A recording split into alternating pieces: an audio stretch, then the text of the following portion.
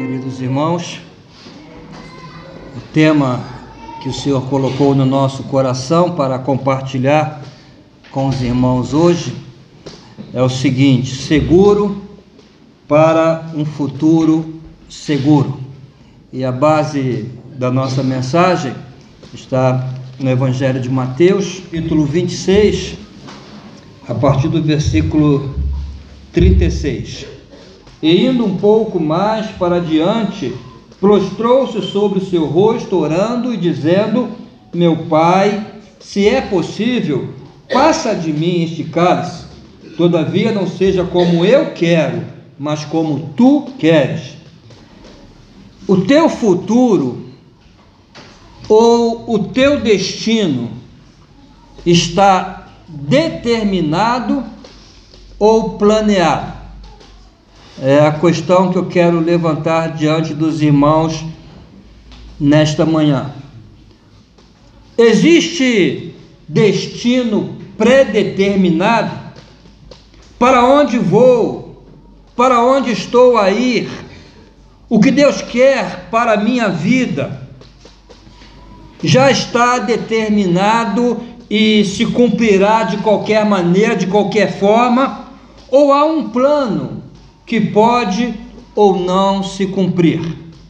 O determinismo é um conceito que diz que tudo já está escrito, tudo já está determinado, e que a pessoa não tem como escapar do seu destino. Ela nasceu para ser aquilo e será. Mas se olhares segundo a ótica da revelação bíblica, o determinismo perde totalmente o sentido, a lógica. Na verdade, as coisas não estão determinadas, mas estão planeadas ou projetadas.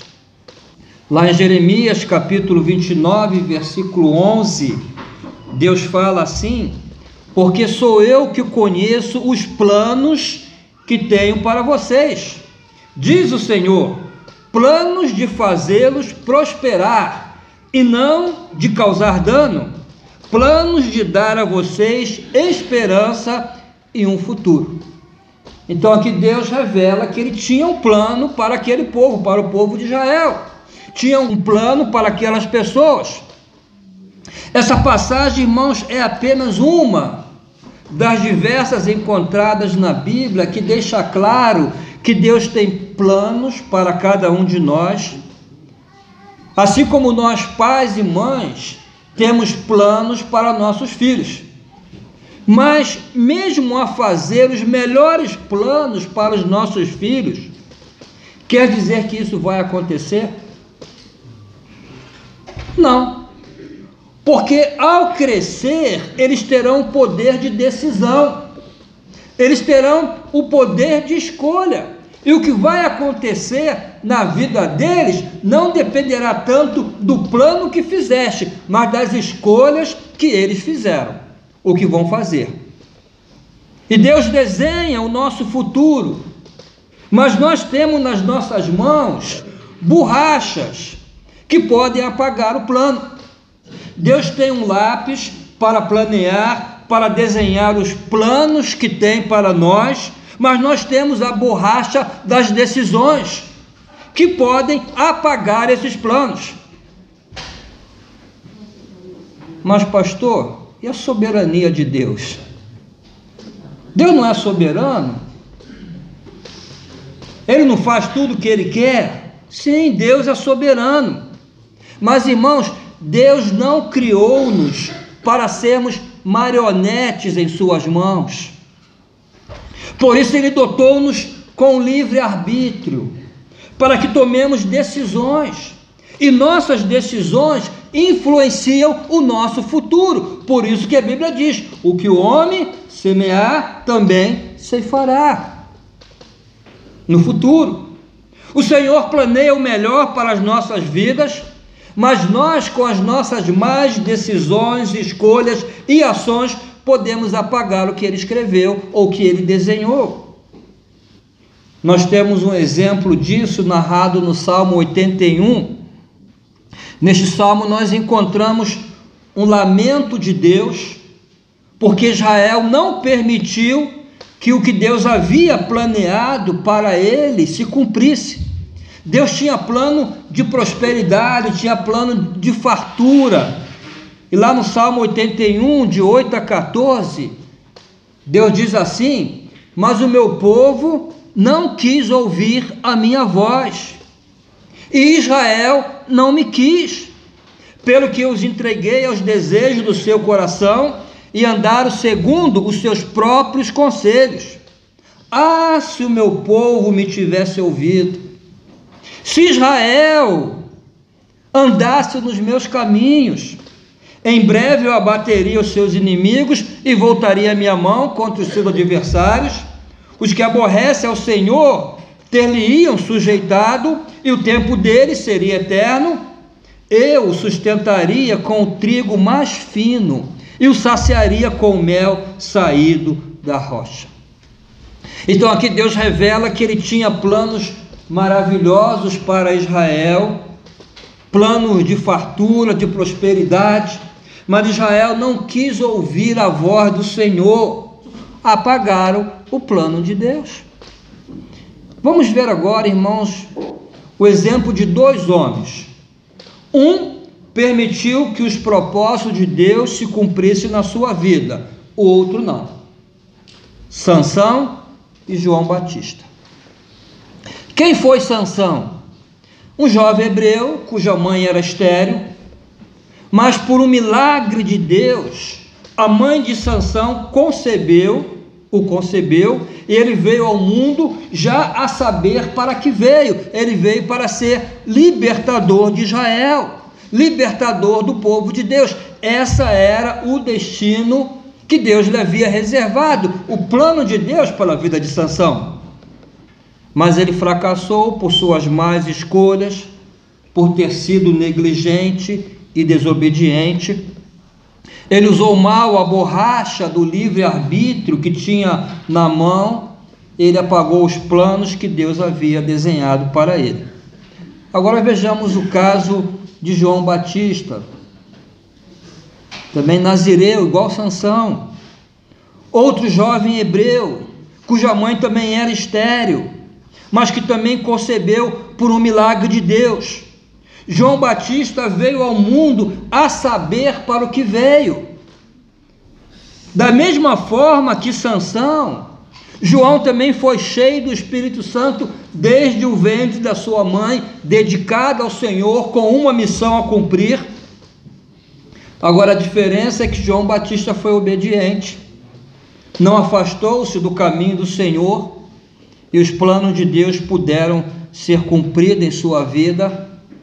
João Batista, ele foi tão eficiente, irmãos, mas tão eficiente no propósito de Deus, que o próprio Jesus deu o seguinte testemunho a respeito dele.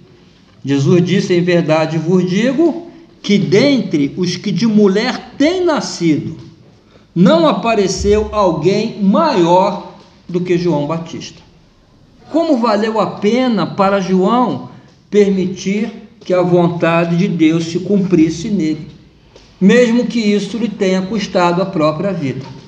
Irmãos, os planos de Deus são sempre para o nosso bem e a nosso favor, ainda que no momento não entendamos, mas são planos perfeitos para a vida de cada um de nós. Mas a verdade, irmãos, é que nós, com nossas más decisões, escolhas e ações, nós podemos apagar os planos que Deus tem para as nossas vidas. Sim, podemos apagar. Devemos ter cuidado, porque isso podia ter acontecido até com Jesus Cristo. Até com Jesus Cristo. Mas não aconteceu porque ele tomou a decisão certa. Ele fez o que eu estou a chamar nesta mensagem de seguro para um futuro seguro, ou seguro para que o plano de Deus se cumpra na minha vida. Irmãos, todos nós sabemos que Jesus tinha um destino planeado por Deus. Ele nasceu com uma missão. O que Deus tinha planeado era que ele morresse na cruz voluntariamente, não de maneira obrigada, forçada, para pagar pelos nossos pecados. Jesus poderia fugir desse destino, como Israel e Sansão fugiram do que Deus tinha planeado para eles. Poderia. Em diversas ocasiões ele foi tentado a fazê-lo. Na própria cruz ele foi tentado. Ele foi tentado a descer da cruz. Ele tinha poder para descer. Ele poderia descer e acabar com toda aquela farra. Ele mesmo já havia dito a Pedro, quando Pedro tentou defendê-lo no dia da prisão, na noite que ele foi preso, Pedro puxou da espada. Jesus disse: Pedro, eu não preciso disso. Ou pensas tu que eu não poderia? Eu posso, se quiser, agora, orar a meu Pai, e que ele não me daria mais de 12 legiões de anjos. Então ele tinha essa hipótese. Ele disse: eu posso, se eu quiser, eu posso orar ao meu Pai, e o plano vai por água abaixo, porque o Pai vai ouvir a minha oração, porque o Pai não quer que eu morra obrigado, mas voluntário. Então eu poderia orar ao Pai. Mas Jesus diz: como, pois, se cumpririam as Escrituras que dizem que assim convém que aconteça? Em outras palavras, se eu faço isso, o plano que Deus tem para mim não vai se cumprir. Eu quero fazer a vontade de Deus. Jesus teve a opção de mudar? Teve. Mateus 26, 39 e 42. Meu Pai, se é possível, passa de mim este cálice. Isto é o que eu quero. Ele estava a falar como um homem. É o que eu quero. Todavia, não seja como eu quero, mas como tu queres. E indo segunda vez, orou dizendo: meu Pai, se este cálice não pode passar de mim sem eu beber, ou seja, se não há outra maneira de salvar os homens que não seja pelo meu sacrifício, faça-se a tua vontade. Esse texto, irmãos, quebra todo o conceito de determinismo que poderíamos ter em nossa vida. Jesus poderia mudar o seu destino. Naquele momento até desejou mudar, mas ele disse: não seja como eu quero isso, mas não seja como eu quero. Isso, irmãos, nos traz uma reflexão. Podes mudar o teu destino, tanto para o bem quanto para o mal. Podes mudar tudo para o mal hoje por uma escolha, mas também podes orientar tudo para o bem hoje, se fazes a escolha certa.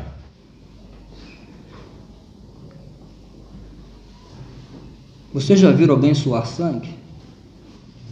Segundo especialistas, para este fenômeno acontecer, precisas ter um comando cerebral, um dispositivo emocional de desespero, de agonia, de angústia muito forte. Suar sangue é algo raríssimo, quase impossível de acontecer. Tem que ser um desespero muito profundo, uma dor incalculável. E a Bíblia diz que Jesus começou a ficar angustiado de tal forma que suou sangue. Uma dor incalculável. A dor que Jesus sofreu não se compara a qualquer dor que qualquer ser humano já sentiu ou vai sentir nesse mundo. Então, nesse nível de desespero, a suar sangue, Jesus faz um pedido ao Pai.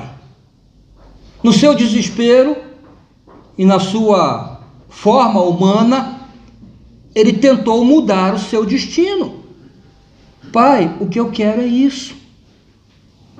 Por isso, meu irmão, não te sintas culpado das vezes que queria jogar tudo para o alto, desistir de tudo, não querer mais continuar no teu caminho.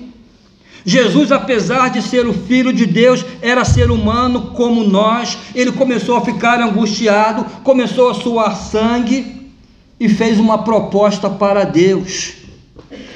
Pai, se for possível, se houver outra maneira de salvar a humanidade perdida, se depender de mim, do que eu quero, afasta de mim esse cálice.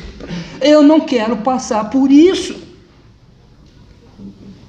Poderá haver ocasiões em que vamos querer fugir do destino que Deus planejou para cada um de nós. Poderá chegar a hora em que vamos querer jogar tudo para o alto e dizer: daqui eu não consigo passar, não posso prosseguir. Irmãos, isso já aconteceu comigo. Mas eu quero dizer-te uma verdade: a tua vitória está a um passo da tua dor. Há um ditado popular que diz assim: depois da tempestade vem a bonança. Mas também há uma verdade bíblica que confirma esse ditado: o choro pode durar uma noite, mas a alegria vem pela manhã. A angústia não é para sempre, nem o sofrimento é para sempre. Mas é normal acharmos que é longo e queremos nos livrar. Até Jesus disse: afasta de mim esse cálice, eu não quero beber dele, eu não quero viver esse futuro. Mas, irmãos, a grande questão é essa. Jesus revela como podemos colocar o nosso destino no seguro. Nós podemos colocar o nosso futuro no seguro com a seguinte declaração: Pai, o que eu quero é que se tire esse cálice, mas não seja como eu quero, seja conforme a tua vontade. Queridos irmãos, a vontade de Deus somente se cumpre quando, por livre arbítrio, por livre e espontânea vontade, colocamos tudo nas mãos do Senhor. Para que o plano de Deus se cumpra na tua vida, deve dizer o que Jesus falou: Pai, eu quero isso, mas que seja como tu queres. Essa oração é como se fosse uma blindagem do teu destino. Se desejas blindar os teus próximos anos, ore assim: Senhor, eu quero isso, eu desejo aquilo, eu quero largar tudo, mas que seja feita a tua vontade. Podes querer o que quiseres, mas olhe para mim, irmãos, olha para mim. Pode querer o que quiseres, mas cuidado, porque o eu quero já destruiu muitos destinos. O eu quero já destruiu muitas famílias. O eu quero já matou muitas vocações ministeriais. Já vi pastores, missionários, missionárias que tinham tudo para terem um ministério abençoado, mas fracassaram por causa do eu quero. O eu quero já feriu muitas pessoas, já destruiu muita coisa, já anulou muitos futuros planeados por Deus. Mas colocas o teu futuro no seguro quando oras: eu quero isso, mas que seja feita a tua vontade. Não como eu quero, mas como tu queres. Ao fazeres isso, estarás seguro e poderás experimentar a boa, perfeita e agradável vontade de Deus a cumprir-se na tua vida. Amém? Ficar de pé, irmãos, vamos louvar o Senhor.